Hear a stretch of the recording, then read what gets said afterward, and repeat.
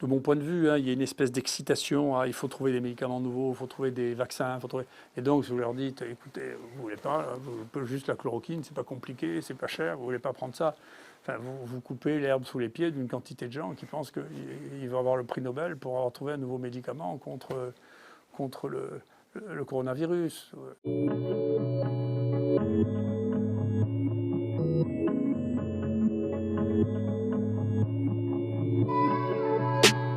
Il y a un traitement qui vient d'être proposé par les Chinois, qui était un traitement qui était prévisible, hein, puisque la chloroquine, c'est un médicament qu'on utilise depuis très longtemps pour les bactéries intracellulaires qui se multiplient dans les cellules comme les virus. Hein. Donc on l'utilise depuis 30 ans, qu'on connaît parfaitement, on en connaît le dosage, on connaît tout.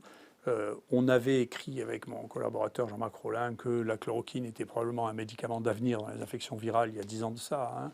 Mais ce médicament, on le connaît mieux que tous les médicaments au monde. Il y a des milliards de gens qui ont mangé de la chloroquine. Donc on sait très très bien quelle est sa pharmacocinétique, comment ça fonctionne. Après, il va falloir ajuster le meilleur traitement, ce que nous on appelle la posologie, le meilleur nombre de comprimés qu'on doit donner par jour pour avoir la meilleure efficacité en ayant le moins de troubles secondaires.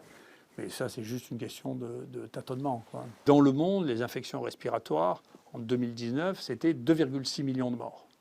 Donc, si vous voulez, donc il faut tempérer. Quand on dit 3 000 morts, c'est un désastre. Face à 2,6 millions de morts, vous voyez, c'est à mettre en perspective sur ce qui se passe dans le monde.